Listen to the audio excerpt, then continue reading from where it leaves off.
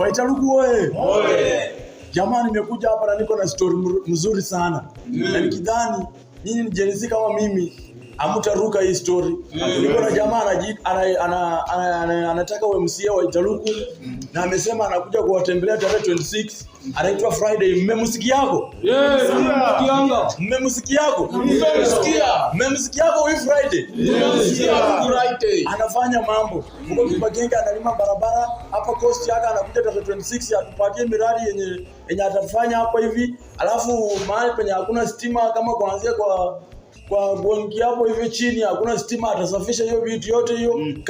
Kazi mtaani tutapata vijana. IDs mko nayo?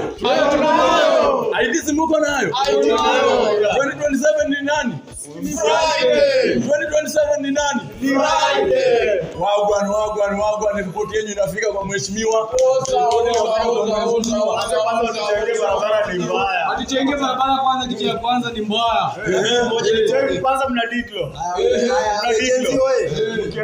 Kwa manjia zetu.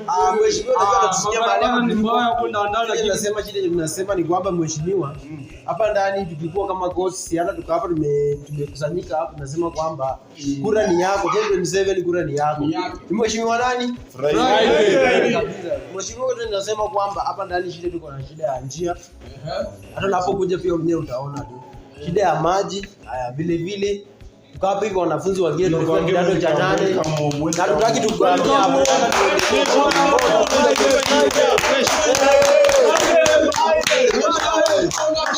Hapo sasa